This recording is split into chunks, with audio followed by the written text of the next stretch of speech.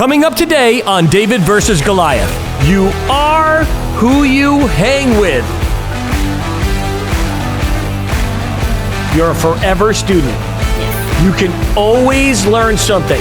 The world owes you nothing. I can't take any more pain. Welcome to today's episode of David versus Goliath, a podcast dedicated to helping small businesses leverage technology to not only help them compete against their large competitors, but win. Your host is currently the CEO of Anthem Business Software, a three-time Inc. 500 recipient, and a serial entrepreneur with a passion to help small businesses everywhere find, serve, and keep more customers profitably. Please join me in welcoming your host, Adam DeGrade. Hey everyone, it's Adam DeGrade with the David versus Goliath podcast. Welcome. Today's guest is going to be Jessica Jones, an interior designer from Orange County, California, with her own firm. We're going to learn so much about how to make things look beautiful today and what it takes to run an interior design business. Many of us don't think about it, but we all appreciate it when we see good design. We may not even see it. We might feel it. We just know it's right. And that's what we're going to talk about today on the David versus Goliath podcast.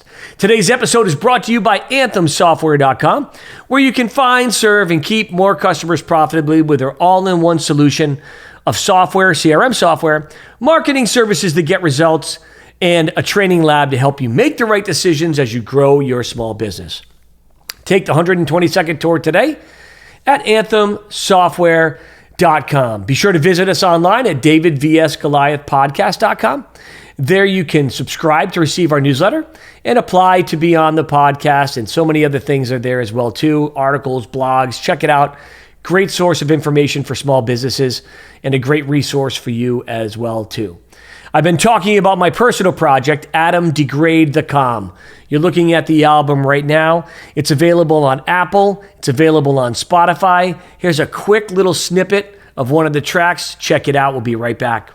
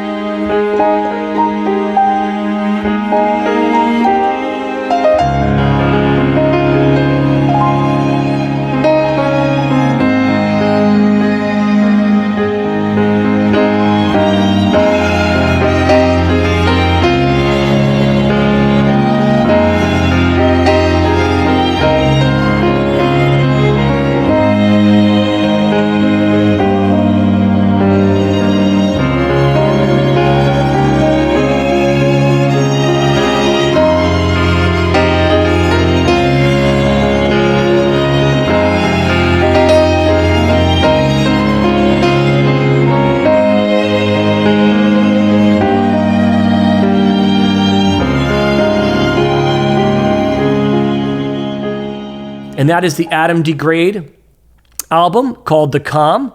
And as I told you several weeks back, I was working on a rock album and I started to record it over the last several weeks. It should be done by the middle of July. I'm pumped out of my mind.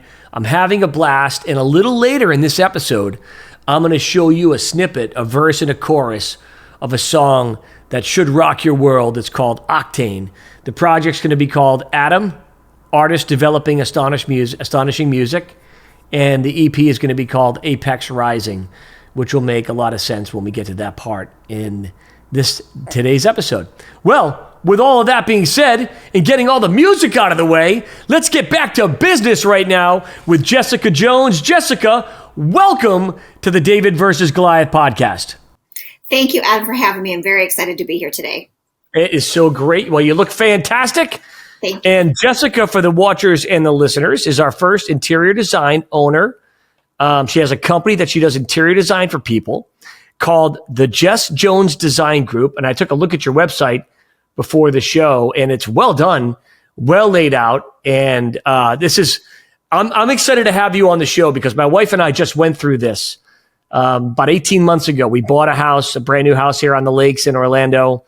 We hired an interior designer, and this gentleman did a great job, and he, handled everything from shopping to the colors with Crystal. And how you and I met, Jessica, is from my wife. I believe in a past life, she went to school out there in Orange County, California, which is like a home away from home for me. Matter of fact, if the taxes were better and the politics were better out there, I'd be living there. I'm just talking to you people really that run California. Oh, it's crazy. I don't even know how you people do it. Yeah. But, Florida is like the last bastion of freedom on the United States of America. So we're glad we're here. And right now you're currently the president of the ASID Orange County president chapter of the American Society of Interior Designers. Mm-hmm. And you also have recently started Jess Jones Design Group, which is a big step because when you work for another firm for many years and you've been in the industry for so long, to take that step is awesome. And so what people love about the show, Jessica, is that we love interviewing people at all different stages of their small business, whether it's brand new startup to someone who's been around 5, 6, 7 years with 400 employees. We love all of it. And so welcome today. When you're looking back, tell the folks a little bit about your history and why you fell in love with design, and we'll let the conversation take us from there. Okay, great. Thank you, Adam. Design's always been in my blood. My father is a sales executive for an airplane cabin interior design firm, and my grandfather, his father, was a custom upholstery maker and a custom furniture maker. So it's always been there. And I didn't realize that until obviously I was in my later teens and early 20s that I would be now a third generation designer.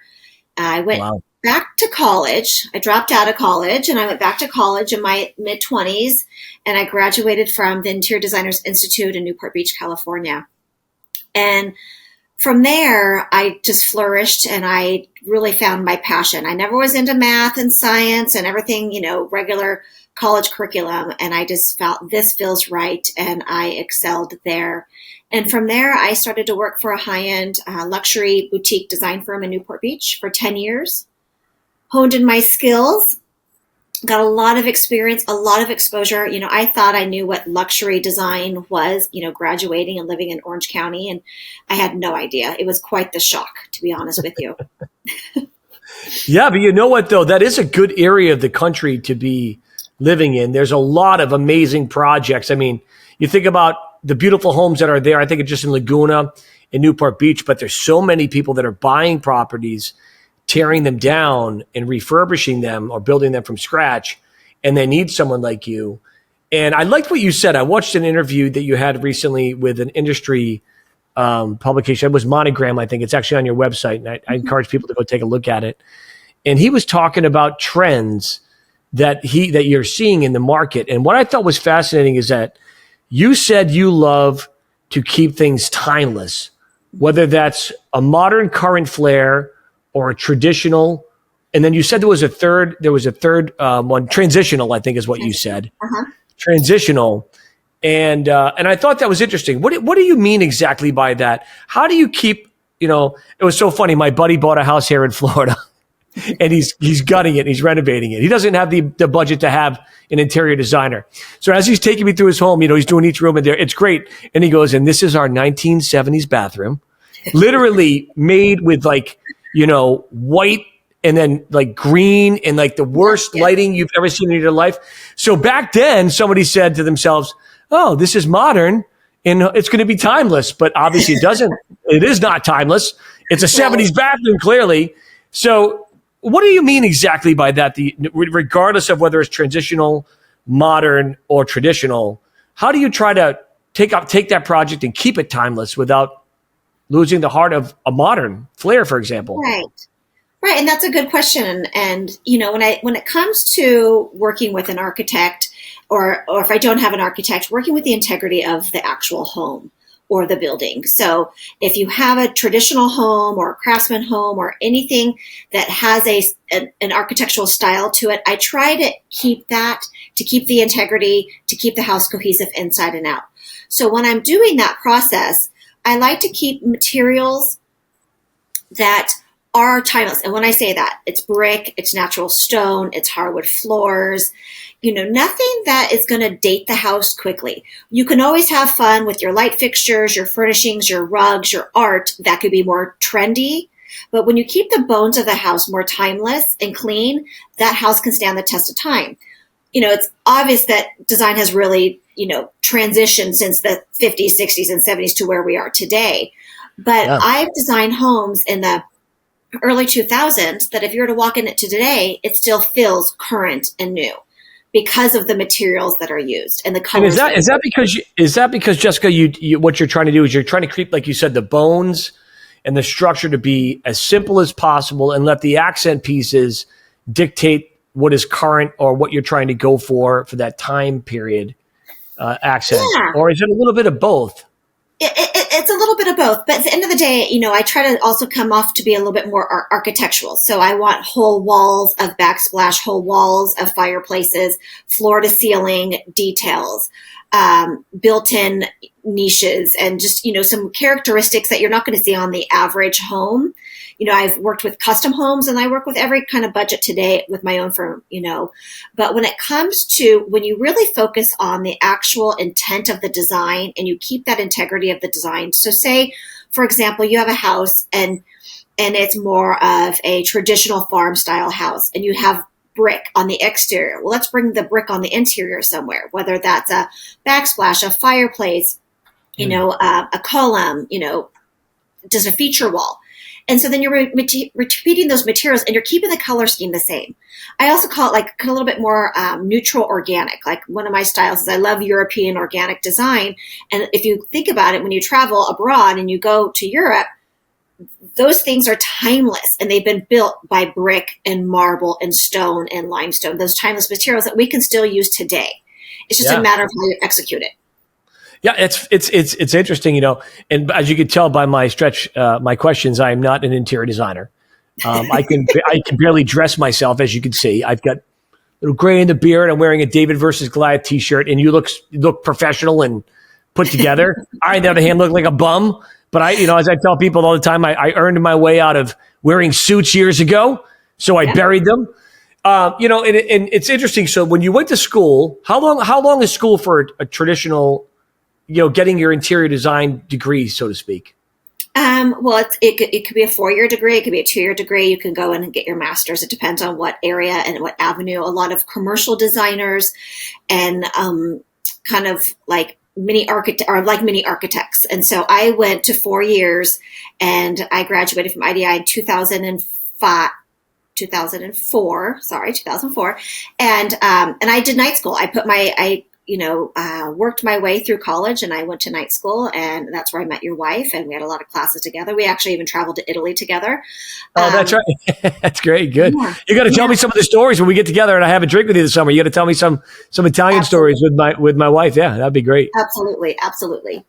Yeah. And it's fascinating. So you went for 4 years and then you learned it and then you started to just get involved in it. And I think the watchers and listeners of David versus Goliath, they love to hear people's stories on how, they not only did they get into it, because you owning your own interior design firm did not happen overnight. It takes time, right? It takes planning and goals. And so when you were working for that other very top end design firm that you worked at for several years, at what point during that journey did you start to think in your back of your mind, Jessica, that that's just something you wanted to do on your own versus being a part of that team? And then how did you prepare to make that transition? Okay. I was there and I was very happy, working for this firm and my boss, and she was a brilliant designer. And it was probably about year 7. I had gotten married and I was working full time for her. And I was just really learning a whole lot and thought I would have more growth in the company.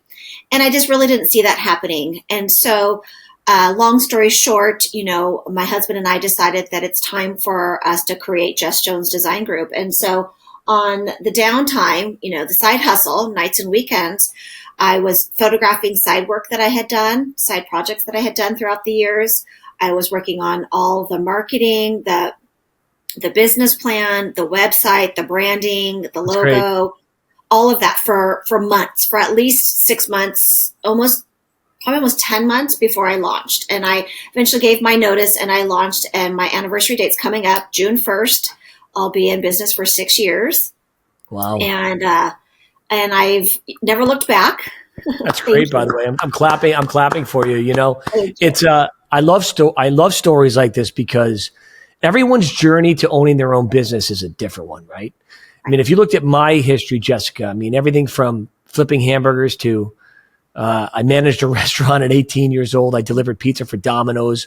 I was a customer service rep at a bank. I became a radio salesperson. I made jingles for people. I then went to my own agency, turned it into my own software company. You know, the road is never a straight line, but everything that surrounds us in our life has an amazing impact. Right. So when you think about it, it was like that 7-year itch you had in the business that you are currently dealing with. You started to say, man, I really want to do this myself. It's still a big step to do that, to take that faith. We're going to talk about that in a little bit.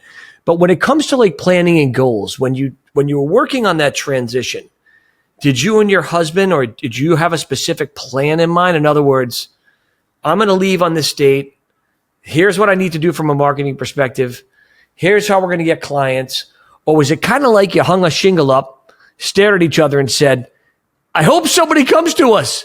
Like was there a plan, or was it more you're shooting from the hip? It was both. Because I had so many great relationships and I've been in the industry for 10 years, I had a lot of connections. So I knew that the business would come in little by little, and I did have a plan. And like I said, it was social media was hitting off at the time, even more so the website. But for me, it was just getting in front of the builders and the architects and letting everyone know that I branched off on my own. And I did get quite a few clients instantly when I did launch on June 1st. I hadn't planned that date, and actually my boss was about ready to give me a raise and promote me when I already had everything set into place, because she probably felt the vibes that I wasn't happy there anymore. And so at that point I had to give her my notice, but I stayed for another almost 2 months so I could train someone, because I was that right-hand person.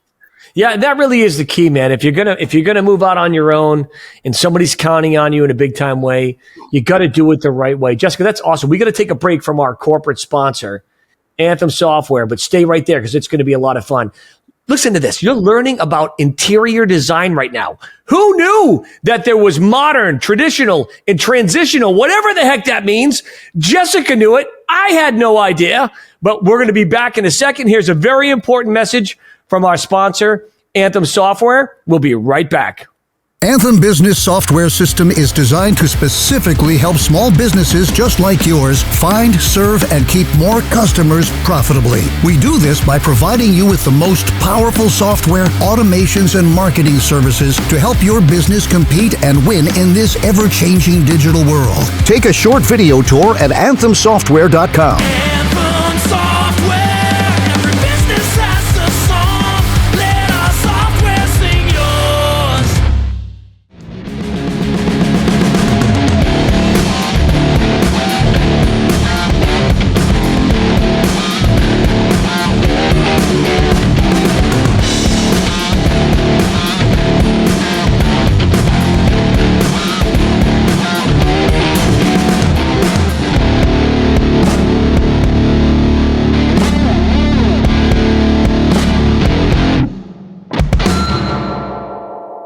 And we're back with Jessica. Now, Jessica, I promised my listeners a little sneak peek of a musical project that I am working on right now. So here's a rough mix. This is not going to fit into this episode at all, Jessica.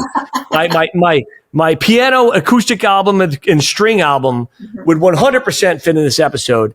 But I'm about to play some hard rock that I've been working on. It's a project called The Atom Project. The EP is going to be called Apex Rising. Here's a little track, just the beginning of it in the first chorus of a song called Octane. Enjoy.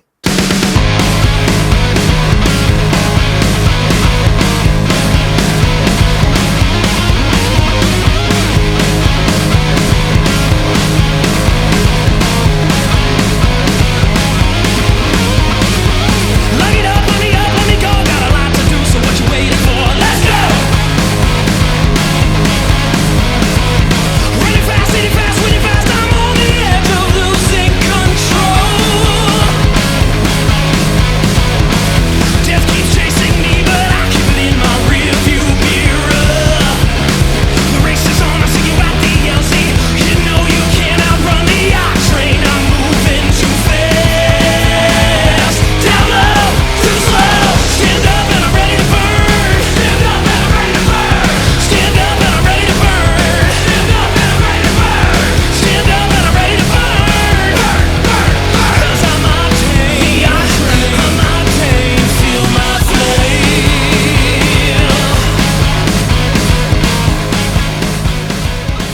And as you can tell, your head was just blown off from that ridiculous song.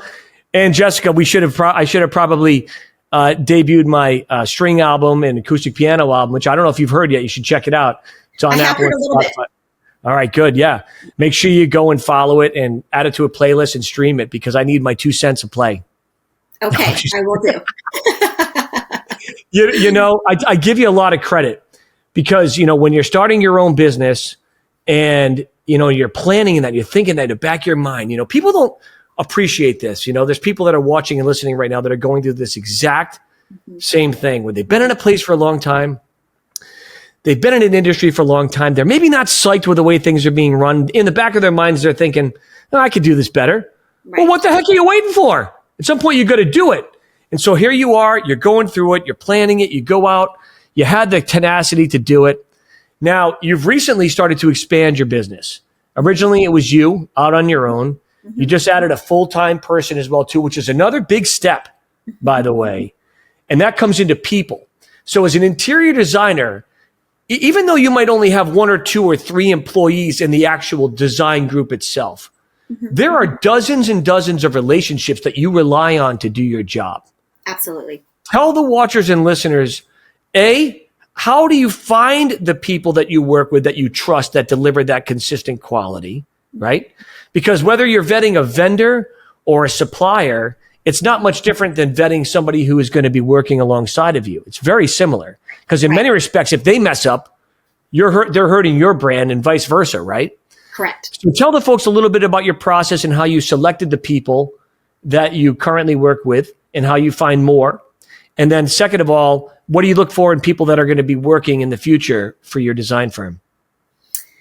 It's a great question because it really is going to make or break your business. And it's something as president of American Society of Interior Designers, I talk about a lot and I bring to the table for the emerging professionals, the students, and even veteran designers is that your relationships are going to make or break you. So nurturing the relationships with the vendors, the architects, the builders, the artisans, the showrooms, all of your outside sales reps, and you just build these relationships and they will have your back when things go wrong because things do go wrong at times. You could try your hardest to plan everything out, but sometimes it just doesn't go accordingly.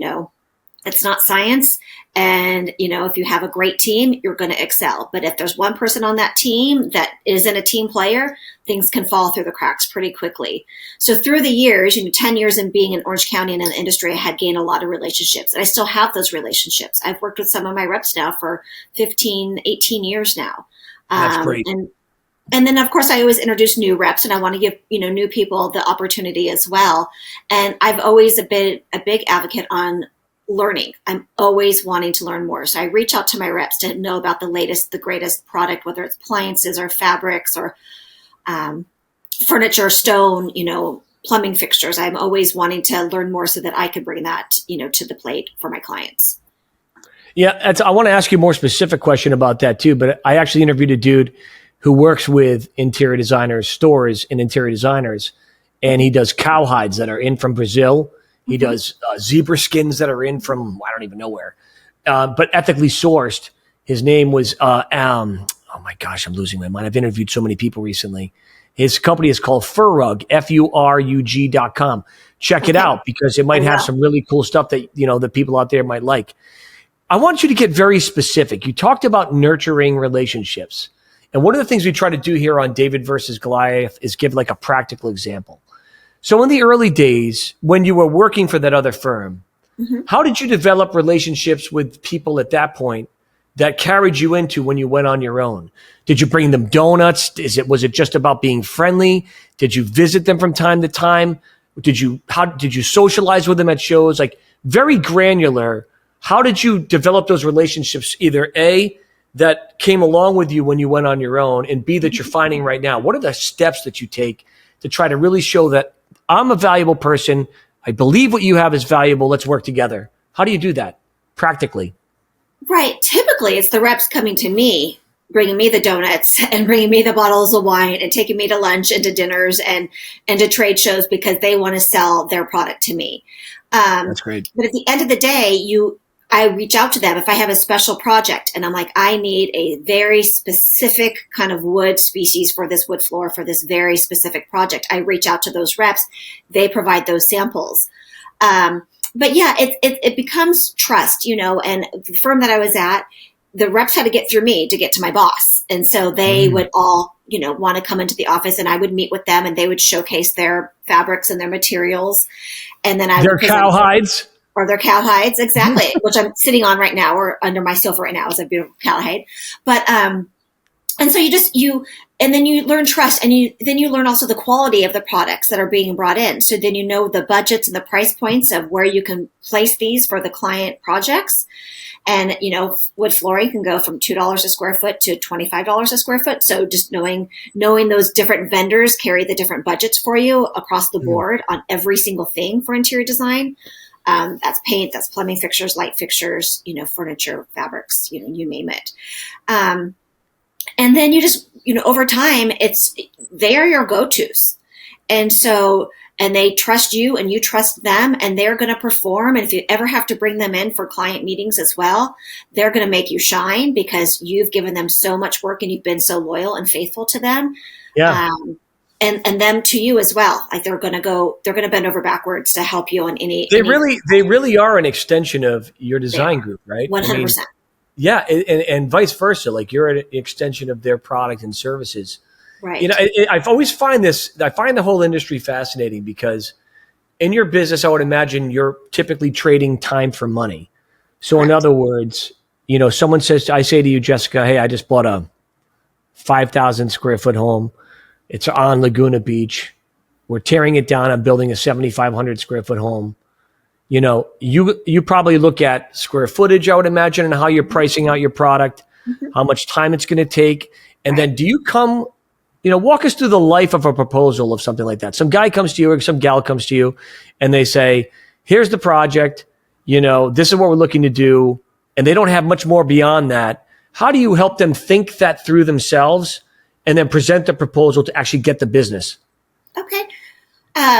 It's done in a couple different ways. It depends if it's a referral. If it's a referral from past clients, friends, family, architects, builders, vendors, or if it's someone that actually found me from website or social media or Google, right? And so you vet them and you kind of interview them. So you go through a discovery call process. And at that point, if it's a client that is of caliber for you, then you go, and I typically will have a meet and greet and have a consultation with them. If it's a new build, then we just meet to go over their current plans. If it's a remodel, I'll meet in their home and I'll walk and talk the design ideas. And then from that point, I will look at the scope of work. I'll see the square footage of the house. I'll see everything that's entailed, if it's all new construction and new furnishings. And I will sit down for days and I'll kind of plug all the numbers and all the dollars and say, okay, this is where we're at. It's going to be approximately, 500 hours to do your project. These are the fees. And then if they say, okay, it's a go. And there's a lot of variables there because if they have an architect and a builder and you have a whole team, if the clients are decision makers and they can make decisions quickly, projects can go more smoothly, but you never really know who that client is. And you're getting really intimate with them. We're talking about how they want their bathroom laid out, what kind of sheets that they want to be sleeping on, just how they use everything in their kitchen, right? So you're having conversations with them. And sometimes it can kind of get not uncomfortable, but out of clients' comfort zone because they're not used to having strangers ask them, their private living situations. Yeah, sure. It's funny you say that because I remember, when Nathan, he was our interior designer that Crystal found here locally in our area in Florida.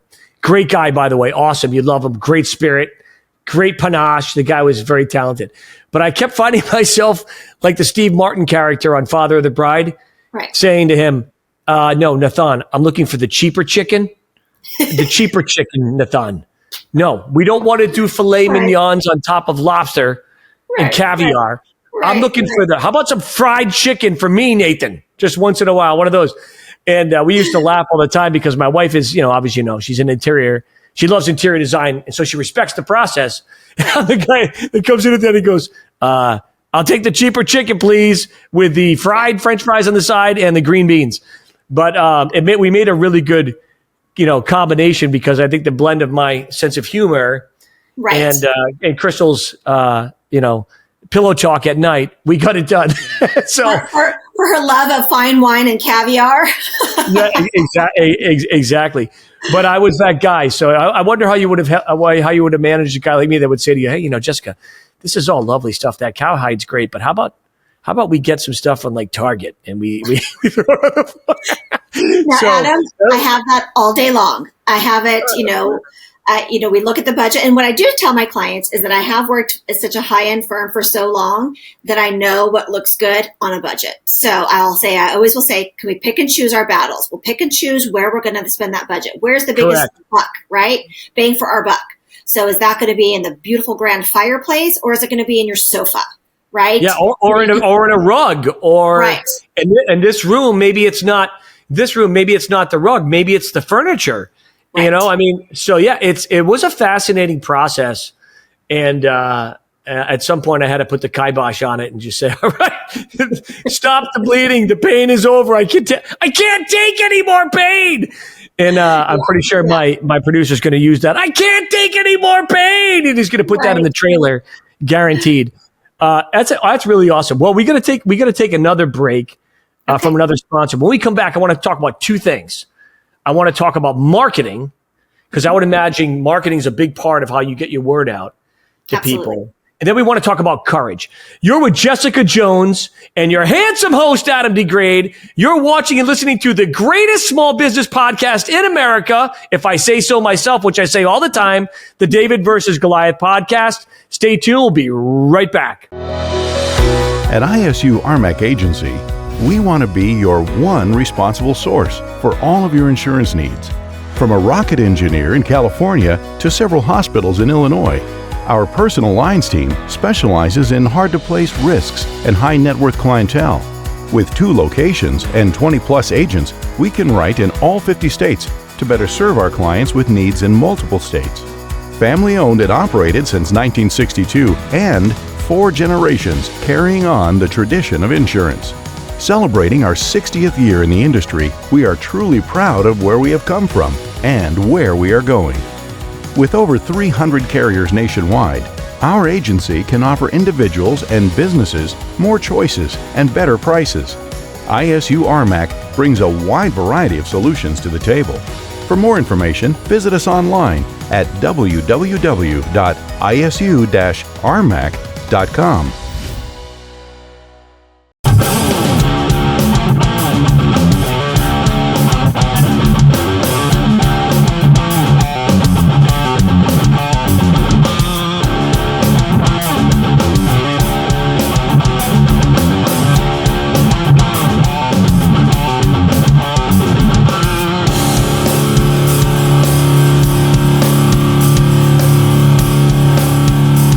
And we're back for our final segment with Jessica Jones. This is going to be great. I'm quick on the draw. She was trying to give me a 1-second thing. She was trying to take a sip of water, and I was like, no, we're going for it. But we're back here on the David versus Goliath podcast. Now, when you're doing a house, I'm assuming that a lot of before and afters are part of your storytelling, right? It's critical. Like even when you go to your website, I notice your website is beautiful. We're showing a little piece of it right now, if that's okay. Jessica, is it okay if I show your website? Absolutely, please do.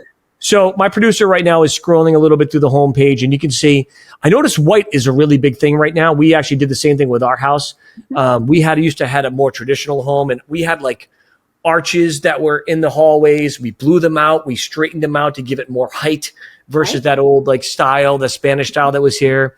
And we painted different shades of white around, and we really like cleaned up. Here's a shot of our kitchen really quick. I'm showing you just so you can get an idea of what we did in the kitchen. The cabinets used to be red, so we really tried to lighten it and brighten it. Before and afters are critical. Social media is critical. Mm-hmm. How much do you do right now, and what are the mediums that you're finding the most success on when it comes to the visual representation of what you do? I think the website is really, really key, and having a Google page. I do get inquiries from social media on occasion. That's not my ideal client. So I don't expect to get all my ideal clients from a social media. It's more of a lookbook for a lot of people. I follow a lot of designers and architects and builders and cool vendors and showrooms and stores throughout the world. So I go there for inspiration. I think a lot of people go there for inspiration. When it came to my marketing and the team that helped me build my website and logos and branding, it all was about who I am. And I pride myself on that elegance of timeless design. And so I wanted my website and branding to also reflect that. And for myself personally, I've had a lot of word of mouth advertising and clients through my vendors, through my builders. I get a lot of work from the people that I've worked with in the past. I have a great Do you do a, it's interesting. Most businesses should have their highest level of percentage of clients coming from word of mouth. Obviously, customers who love you and refer you. Mm-hmm. Not easy to do. It's amazing to me, though, how people still go to Google to check out your reviews. Yes. Do you proactively try to get reviews from your customers? All my reviews are on the Houzz platform, and I also feature some testimonials on my website. But I do typically ask my clients at the end of a project if they would mind, sharing a testimonial about how it was to work with me, because I feel that really validates when people don't know you and say it is a complete stranger. It's not a referral. They go on there and they can see that, okay, she's worked with many, many other clients. She has projects on here. She has social media. There's reviews, a Houzz page, all the things that align for an interior designer. I'm represented there, Facebook included, Pinterest, all of the different social media platforms. So I think that just ideally it's important to have that feedback. And I always want to know the good, the bad, and the ugly, because I always want to improve myself. Right. Yeah, totally. Right. I'm a lifelong learner, so I'm always wanting to better myself. I'm constantly diving into podcasts and audible books and I read constantly, because at the end of the day, I'm only going to be as good as much as I know, my knowledge, right? Knowledge is power. And so I continuously always tap into those kind of things to help me grow, so I could be a better designer. I could be a better client, or not client to my reps, but a better, designer for my clients. Yeah, it's awesome. You talk about student. I call it the principle called you're a forever student. Yes. You can always learn something. Mm-hmm. Always. And the reason why you watch and listen to this podcast is because you're a forever student. Right. And we're all learning together. Nobody's got the perfect formula, but together, all of our ideas collectively can make a major impact in our lives. Now, before we head on to, my favorite topic, which is courage, it says, do you have any weird pet peeves? It says, I don't know if this is weird. She said, but I am dumbfounded by people who are not self-aware, who are negative, and who are phony. In other words, people are like, today's horrible. The world's a mess. Right. Planet, I can't stand it. Blah, blah, blah, blah, blah, blah, blah. I'm with you on that, by the way. People like this tend to play a victim's role. I can't stand this. I think this is a major crisis, by the way, right, in our society at large, is the victimhood mentality. And especially in like teenagers to mid-20s, it's like the world owes you something. The world owes you nothing. No. You owe the world something. There's a big difference. Right. And I'll tell you, man, for how long are we going to blame our parents for our problems, right? It's like, or politicians for our problems. At some point, we got to look in the mirror. And then it also talked about, when it comes to collecting things, I thought that was interesting, but that's why I wanted to read that you love to collect memories of travels, mm-hmm, which I do as well too. Crystal and I'm like the family historian, Jessica. Love so it. Crystal doesn't really take a lot of photos, but if we go somewhere, I'm like purposely making sure I'm documenting something. And it was so amazing by doing that over the last, 12 years we've been together, or whatever, however long it's been. I think it's been 12 at this point, 10 years of our anniversary coming up in November. For Christmas this year, she printed out a book for each year of all of our memories together, of every year we've been together. It was so beautiful and so special. And it was, I actually shed a tear when I got it, because I was like blown away at the work it went into put that there. But these things are important, right? Mm-hmm. Timeless memories. And then, wine does count. She said, does wine count? Because I collect wine. You collect wine. I collect wine. I've been talking about wine. Wine and shoes. If you go, I don't have a lot of shoes, by the way. That's the one thing my wife's got a lot more than I have is shoes. But shoes are important as well too. But crystals, you said you collect crystals. What is that? What do you mean by that? Like what kind of crystals? Geodes, natural pieces of the earth that are stone. And so we're looking at like smoky quartz and different quartzes and quartzites. And they just have a lot of energy to them. They're natural and organic. So I like to have them. And they're a little bit of glam in my home. I don't have a very glamorous home. I'm a more organic, casual person. But I just really love the energy that they bring into the space. Now, do you find yourself using those in projects that you actually design as well too, people? Yes. You know, I've seen a few of them. They've never really, Crystal likes them a little bit more than I do. I'm like into these like Swarovski crystals, eagles. I have an 8.5 foot bronze horse in my living room. You know what I mean? Like I've got a picture of Crystal that I call a crystal spirit animal. And we've shown it on this podcast before of a cheetah. This female, actually it's a leopard. It's a female leopard out of Africa.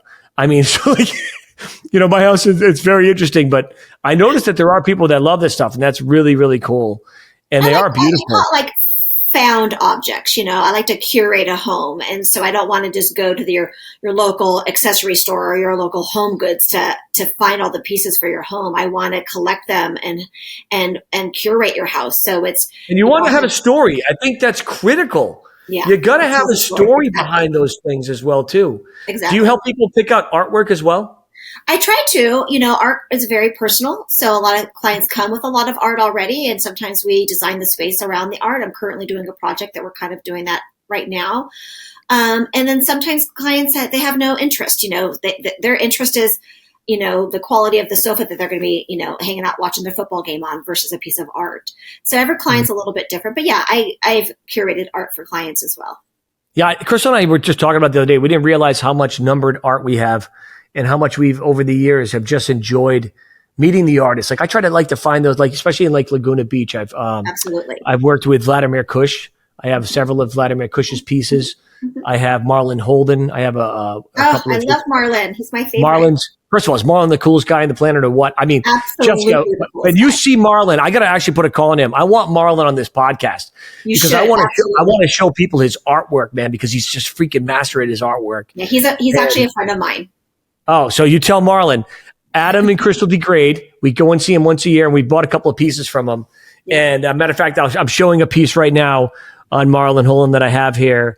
And I actually used this as an inspiration for my family crest, which people could see on my website, adamdegrade.com. But, you know, back to business. I literally, you sucked me into art talk. I mean, I could talk about this stuff. I mean, it's so funny. Like when I interview musicians, I end up talking more about music than I do about business. I just can't help myself. Like I love this stuff. Well, then, and I can go that direction as well, because that's my other favorite thing in life is music. Are you a musician? I am not a musician, and you don't want me to be, but I love music. Yeah, man, I love music so much. It's like I didn't realize how much I missed doing my own music. For years, I produced other people's music. And I owned a record label and I found independent artists and I helped promote them and get their careers started. But I never did anything for myself. And it was funny, right around 49, 50 years old, when I turned 50, my wife, she just encouraged me. She's like, you got to make an album, Adam. Your piano is beautiful. So I did. And then I said, you know, I've never made a solo rock project. I said, but I've got nothing to sing about. I don't have like teenage angst, but I want to do hard rock. It's like, so I came up with this idea to create songs about video game characters, and they're coming out amazing, which as you heard earlier. And so I think that's important in life, that our artistic, no matter how much we do business, that we are finding those things in life, whether it's crystal collections or pieces of art or music or literature, or plays, movies, whatever we can to expand and enrich our lives. I think it really helps us become better entrepreneurs and better business owners, because that life experience is like speaking into us. Now, absolutely. I always end my wife's probably saying about this time, Adam, shut up and ask her a question. So yes, Crystal, here I'm going to shut up. I'm going to ask her a question. So when it comes to like courage, you know, I named the show David versus Goliath because, which I love, by the way. Thank you. It takes a lot of courage to step out and slay a giant. Sometimes the giant is a competitor in an industry. You want to go and change that industry. Right. Sometimes the giant is yourself that you have to face in the mirror to say, am I ever going to do something that I know I'm supposed to do? Right. Sometimes the giant is the person who told you you'd never amount to anything and that you could never own your own business. And that's your giant. So the point behind the show isn't the fact that we're just taking on big corporate bureaucrat BS, which we are. But at the end of the day, what is the giant that you're taking on for you? And so when you think back, Jessica, on that day that you said, you know what, I'm going to do this. I'm going to start to plan on it. Your husband and you created this plan and you went for it. What was it in you that gave you the courage to do it? And then the second part is, what advice do you have to others that are in that exact same spot right now? Yeah, it was a leap of faith, and it was a lot of courage. And I had a lot of mentors, some beautiful, beautiful people in my life that saw the talent in me, that I did not see. I didn't grow up with the parents that are encouraging me, telling me I could do it all in my life. I really had to prove myself, and I'm still proving myself to this day. But I now have a different perspective in life. I have a different love for myself. I have my relationship with God, and it really all helped me realize that when you finally find that love in yourself, that you can really do anything. And it continues to happen. I manifest stuff and I pray, and things happen quickly in my life because I just really put my heart and soul into it and know that I am a good person and that I can make a difference in my own life, let alone other people's lives. And so now I have an employee and I'm helping with her life. And then I create beautiful spaces for my clients. And now I'm a part of a design community that I absolutely love and is flourishing here in Orange County. So it's all the different things that have helped me get the courage. But I've had some really low times. And in those low times, I've had to dig really deep, and I journal a lot. And I have to come to terms with myself, and I have to get out of that comfort zone. When I'm in my comfort zone, I go nowhere. But when I really look at what I want in life, I could sit here and be that same person all day long. I could have worked for my boss forever and made a decent living and never strived for bigger goals. And now that I've been on my own, I'm so goal oriented that every day I am surprised at what I can create for myself and for my surroundings and my loved ones. That is awesome. I'll tell you, man, that is profound. What advice do you have for people that are maybe stuck right now? Trust yourself. Dive in. Ask yourself the hard questions.